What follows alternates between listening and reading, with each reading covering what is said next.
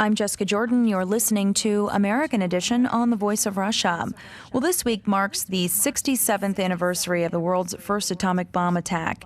In 1945, the United States dropped 2 atomic bombs on Japan in the closing days of World War II, the first on the city of Hiroshima and the second on Nagasaki.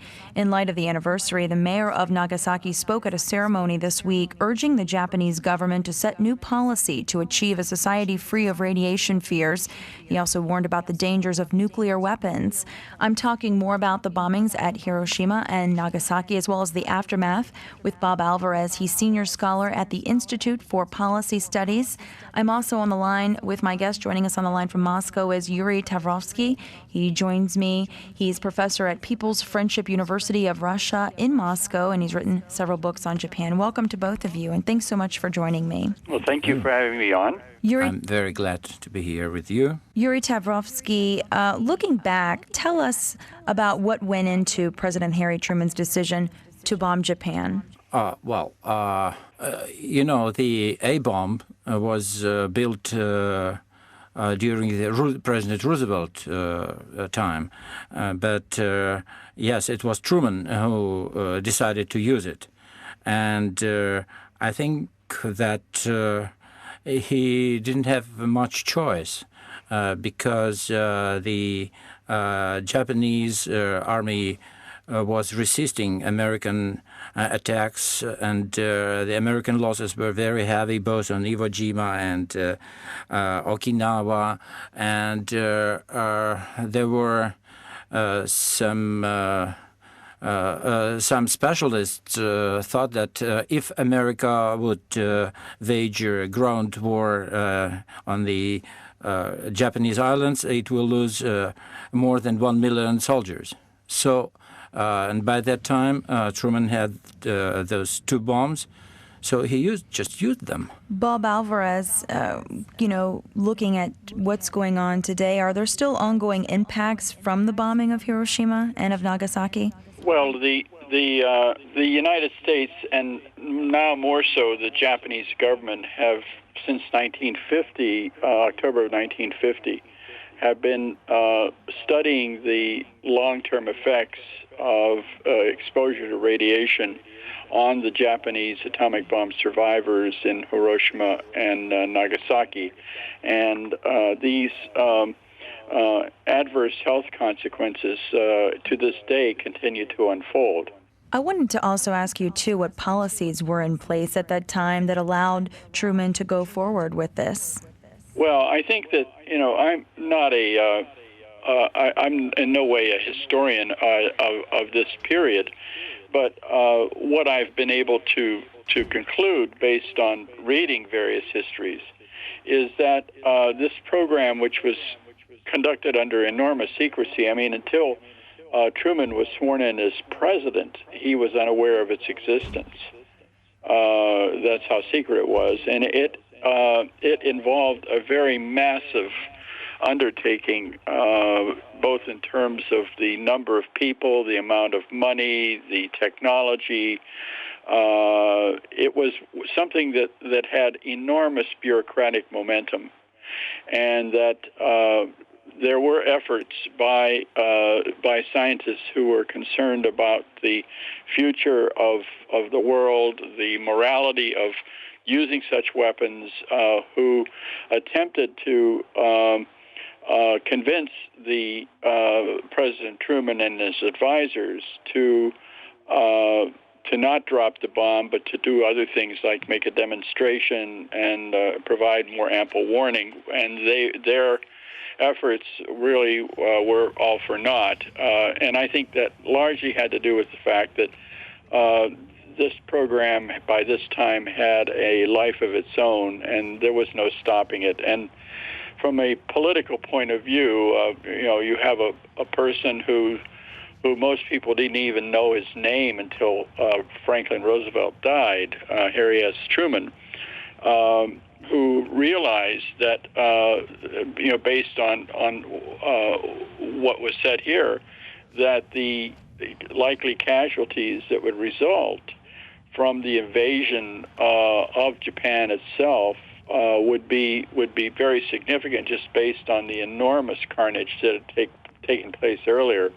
And they were very, very concerned that by not using this, they would sustain a high number of casualties, but also after the war, they would be accused of diverting resources from other activities that could have spared American lives. So there was a sort of a double political edge to this that made it virtually irresistible to stop. It was like a fast-moving train.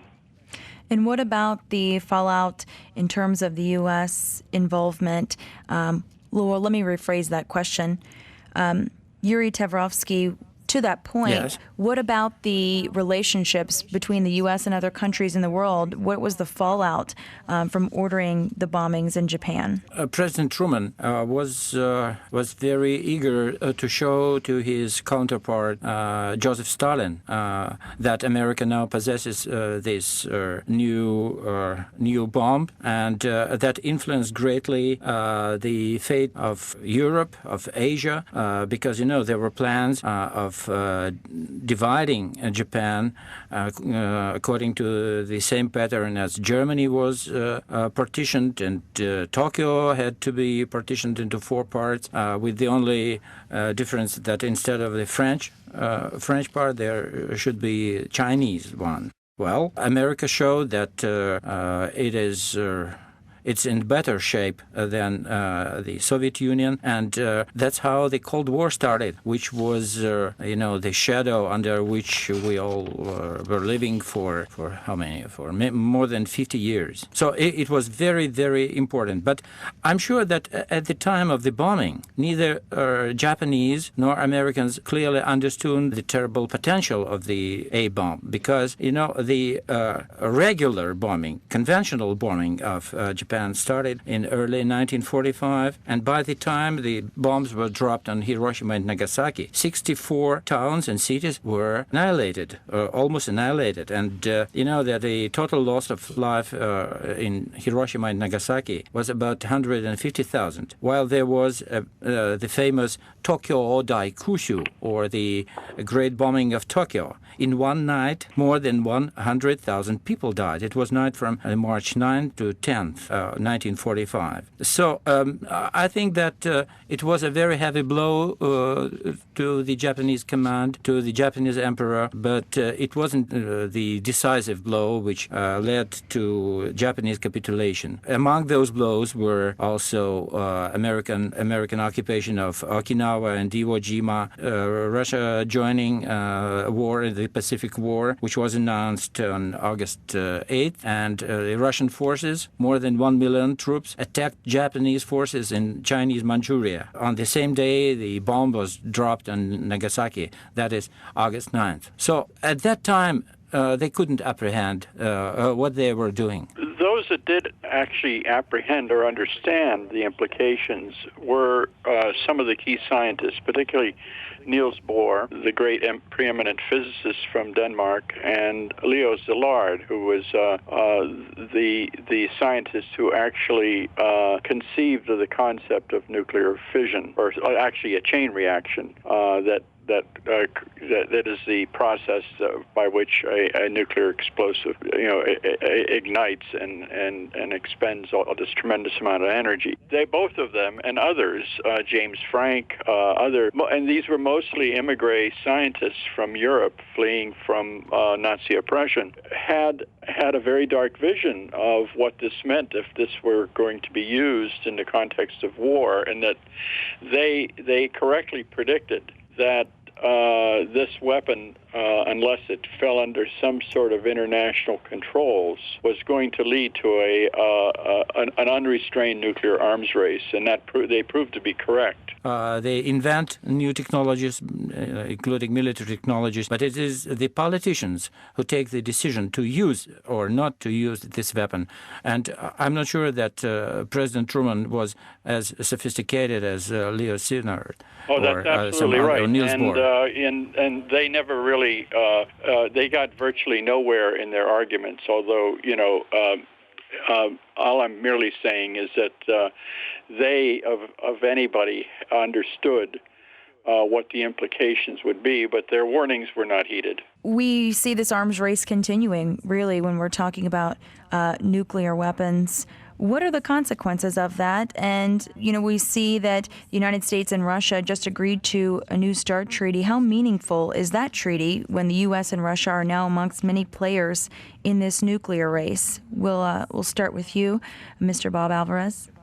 Well, I think the United States and Russia, combined, possess the largest nuclear arsenals in the world. And as a result of the Cold War and the process of essentially eliminating these weapons, first by removing them from deployment and ultimately taking them apart and making sure that we don't make any more beyond what has been agreed to, is still in a process that has been one of what I describe as start and stop since the end of the Cold War. And I cannot speak for what the situation is in Russia, and I don't claim to understand the political and other dynamics there. But in the United States, there's still a tremendous amount of pressure from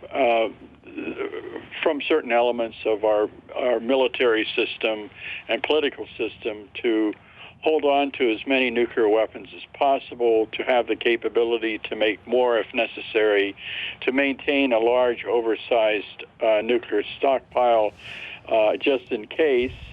And a lot of this is being driven, in my opinion, by perpetuating a bureaucratic self-interest, because without some sort of justification for all this, this whole system would collapse. I mean, that isn't to say that the United States nuclear weapons program has not undergone some dramatic transformations. I mean, the production complex itself, the large industrial complex that was put into place beginning in World War II and continue to operate for many, many years thereafter, is maybe about 20% of its original size. And what we're wrestling with now is the legacy of amassing so many nuclear weapons, and the fact that we created such profound environmental contamination and from the production and testing of nuclear weapons in the United States. I mean, to give you an idea of this is just to put it in a little slightly more tangible terms. The United States government has taken the unusual step over the past 20 or so years to publicly admit, by enacting compensation programs, that many thousands of Americans and also citizens of other countries were put in harm's way during the course of prosecuting the nuclear arms race. So we now have compensation programs in place where we have spent where somewhere on the order of 58,000 people have been granted approximately $8.4 billion in compensation following exposure to radiation and other hazardous substances. We're also looking at an enormous environmental remediation and waste management challenge associated with essentially the production of nuclear weapons materials. We have a site in Washington State called the Hanford Nuclear Reservation, where the first plutonium was produced that was used over Nagasaki, and it ultimately produced about 67 metric tons of plutonium. In so doing, it created one of the most contaminated zones in the Western Hemisphere, and an enormous amount of high-level radioactive waste, which current estimates are on the order of $60 to $70 billion to just merely stabilize for disposal. Well, so these are the kinds of legacies that we're facing here. We'll continue our conversation. We just have to take a quick break. I've been speaking with Bob Alvarez. He's senior scholar at the Institute for Policy Studies. I've also been on the line with Yuri Tavrovsky, who joins us from Moscow. He's professor at the People's Friendship University of Russia in Moscow. And we've been talking about the 67th anniversary of the world's first atomic bomb attack on Hiroshima and Nagasaki. And we will be right back after this quick break. Stay with us.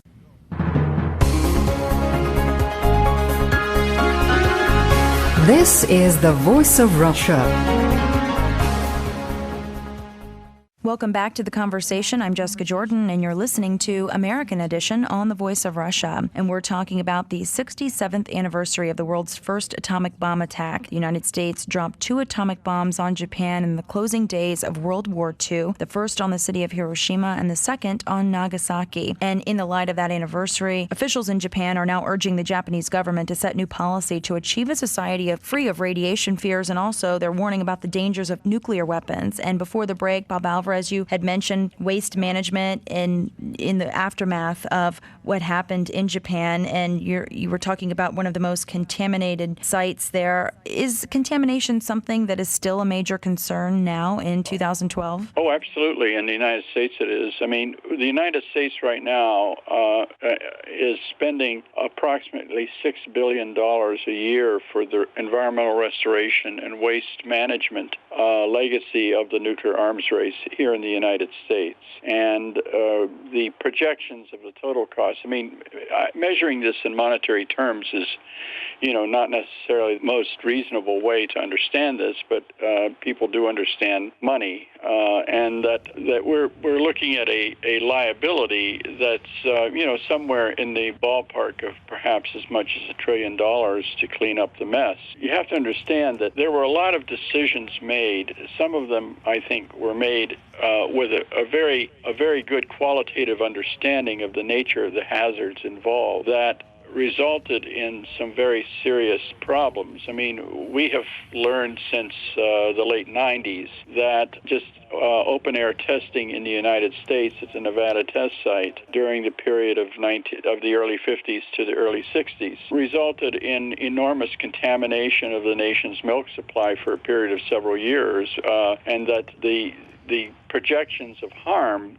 for our National Cancer Institute, suggest that as many as 75,000 excess cancers would be resulting from this. There was so much contamination of our milk during this period that if we had the protective action guides we have in place now to deal with nuclear accidents, the milk supplies of entire regions of the country would have had to be withheld from human consumption for periods of several months and going on for several years. But none of this was, the American public was not warned. And one of the problems I think that we're still wrestling with respect to nuclear weapons is the conditions on which nuclear weapons have been produced and developed, which are basically conditions of secrecy, isolation, and privilege. These were considered essential to the development of nuclear weapons, but they're also, in my opinion, the ingredients of scientific and political corruption, because if you don't agree with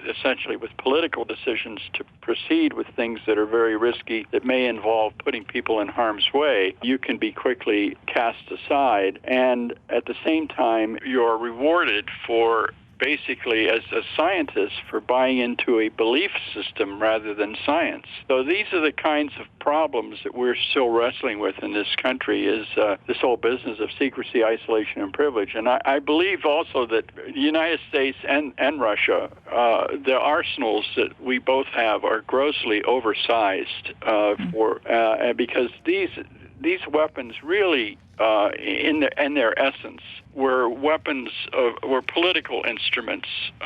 They weren't meant really for war fighting after a point in time when we realized, certainly by the early 1960s, that we could destroy all life on the planet. And so, but the system is still in place. The United States right now, I mean, these are just unofficial estimates that have been published in publications organizations like the Bulletin of Atomic Scientists. Right now, we have an arsenal that's somewhere in the order of 8,500 weapons. About 40% of the intact warheads. I'm speaking not delivery system, just the nuclear warheads themselves. And roughly 40% of those warheads have been officially discarded by our military, but they still remain intact. I wanted to bring in Yuri Tavrovsky to this as well, and to a point you made, Bob, about the arsenals being oversized. Yuri Tavrovsky, is that a concern with Russia as well, as far as the arsenals being oversized? And also, what concerns are there remaining in Russia about storage and the use of nuclear weapons? Yeah, I completely agree with Mr. Alvarez that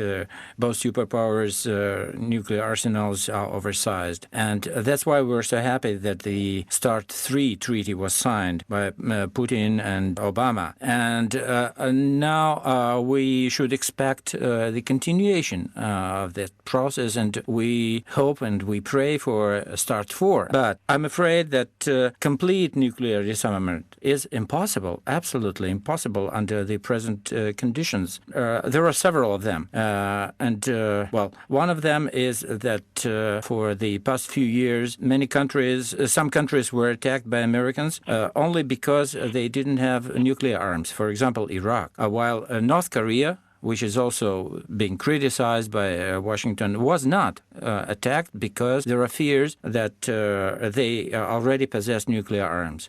So many countries are joining or trying to join the nuclear club, like Pakistan, like India, Israel, not to mention China, which has a very fast-growing nuclear arsenal. And one more reason is that America tries also to make Russian nuclear arsenal useless by developing high-accuracy conventional arms and deploying anti-ballistic missile systems along the borders of Russia. I mean, the European system and the Asian system. So I don't like nuclear arms, but I would be completely against nuclear disarmament or putting the number of Russian nuclear warheads to a minimum because the situation in the world is really complicated. Well, I want to bring in a third guest to this conversation, too, to talk about nuclear disarmament. I'm on the line now with Dr. Toshi Hasegawa. He is co-director of the Center for Cold War Studies at the University of California, Santa Barbara, and he's also author of Racing the Enemy, Stalin, Truman, and the Surrender of Japan. Dr. Hasegawa, thanks so much for joining us. You're welcome. And I'm listening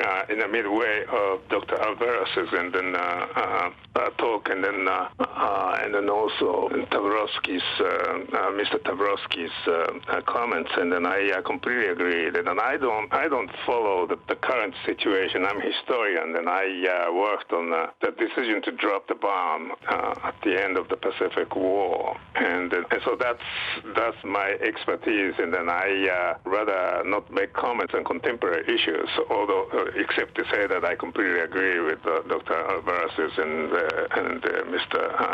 Yuri Tavrovsky's comments. Well, we've also been talking about the effects, the aftermath here. How has it affected the children and grandchildren in terms of exposure? Oh yeah, this is a very important point. Of course, that the effects of radioactivity, I think, is a very important issue. And going back to Dr. Alvarez's point of the U.S. government really try to keep that some of the effects of the nuclear weapons secret. And it's really in a decision to drop the bomb.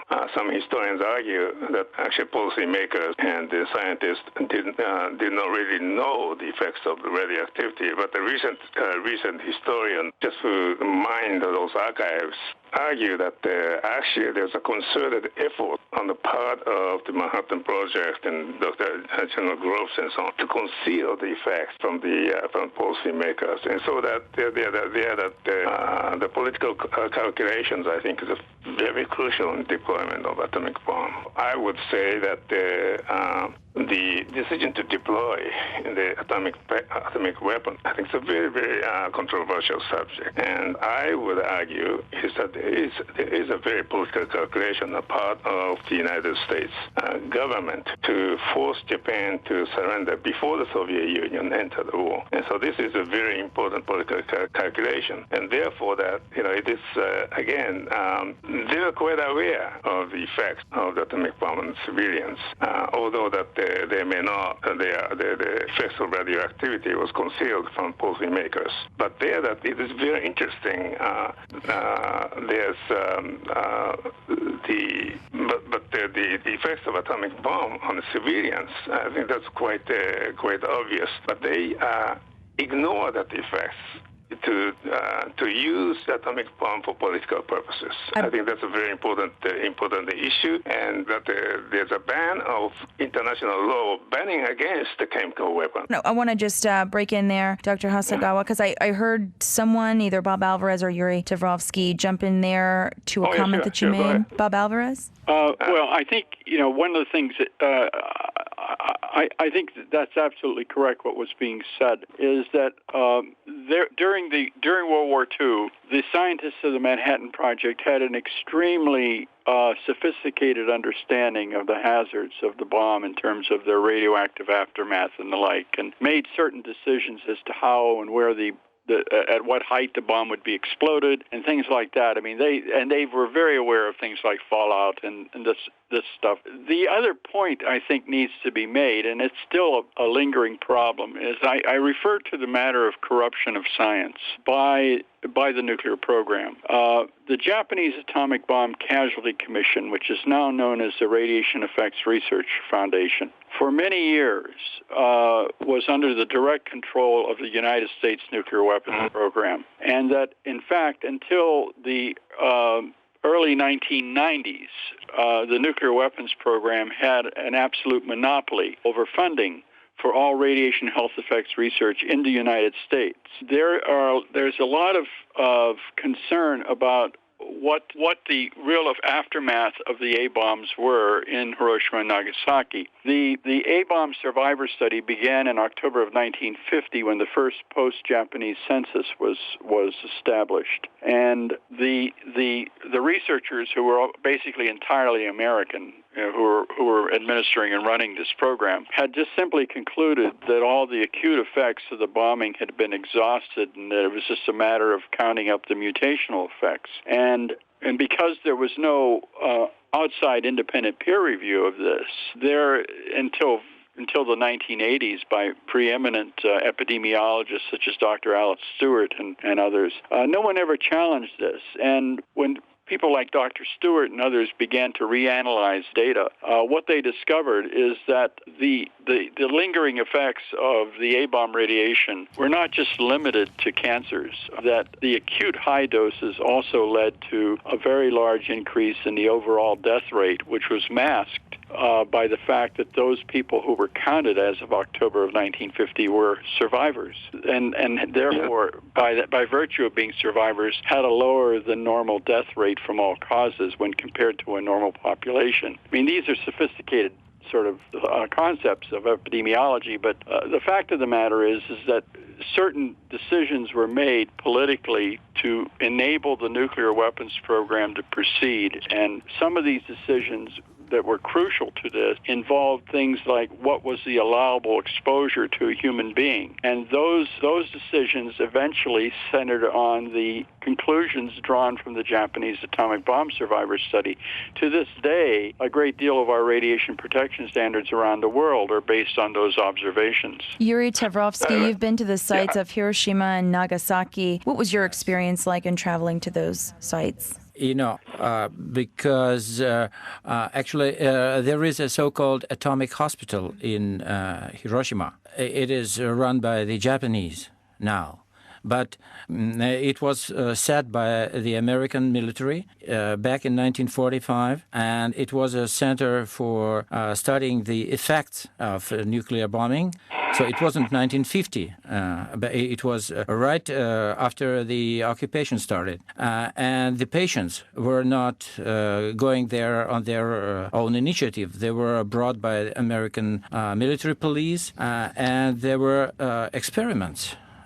Sometimes the doses of radiation were added, and sometimes a very special surgery was made on those people, and afterwards they died. And all this story was told to me by the director of this atomic hospital. And only after the occupation ended in 1953, this hospital was turned to the Japanese jurisdiction. So naturally, I felt. My feelings were very, very serious, and so I even offered my blood. They have a special donor center, and so I came there five times, and each time I left part of my blood. So it's now in one. Apparently, I hope so. It's in the veins of so-called hibakusha, or the victims of nuclear bombardment. But on the other hand, I should add that Japan also had its own nuclear program. Actually, they had two programs. One of the Navy and another by the ground force, because they were sort of rivals. So they had two programs and they couldn't concentrate. And if the Japanese nuclear program was a concentrated one, maybe they would finish the bomb earlier than the Americans. And I'm sure the Japanese military wouldn't hesitate to use it. I want to jump in and have Toshi Hasegawa weigh in on that. What else do we know about Japan's nuclear program at that time? Well, I think that Japan had nuclear programs. I think that my understanding is that they abandoned the scientist who was involved in charge of Dr. Nishina, and then others military came to the conclusion that it was beyond the capability of Japanese economy. But then I'd like to go back to Dr. Alvarez's point. I'd like to add two things. One, actually, that the American occupation forces and also Japanese filmmakers made a documentary of the after effects of Hiroshima and Nagasaki. And this documentary film was confiscated, and it was banned. It was just sent to archives because the American authorities did not want the public to know the terrible effects of the atomic bomb when Americans are trying to develop that nuclear program. So this is the first point I would like to make. And the second point is what happened between the Hiroshima bomb and the Nagasaki bomb. The representatives of United States and Soviet Union and Great Britain got together and discussed, what constitutes the war crime, and excluded the strategic bombing, that including strategic bombing and an atomic bombing from the target of the atomic bomb. And this is the chance when therefore that it's an ironic situation that the chemical biological weapons banned by international law, but atomic bomb, which is more awful than those weapons, will continue to allow to proceed. And here, the curious thing is that the Soviet Union. Why the Soviet Union was not opposed to that? Because the Soviet Union itself was also was determined to develop the weapons. Well, we will have to end it on that note. That's Dr. Toshi Hasegawa. He's co-director of the Center for Cold War Studies at the University of California, Santa Barbara, and he's also author of Racing the Enemy, Stalin, Truman, and the Surrender of Japan. I've also been joined on the line by Bob Alvarez. He's senior scholar at the Institute for Policy Studies, as well as Yuri Tavrovsky, who joins me on the line from Moscow. He's professor at the People's Friendship University of Russia in Moscow, and he's written several books on Japan. We've been talking about the 67th anniversary of the world's first atomic bomb attack, when the U.S. dropped 2 atomic bombs on Japan in the closing days of World War II, the first on the city of Hiroshima and the second on Nagasaki. Thanks so much to all of you for joining me. Thank you. Thank you. Thank you.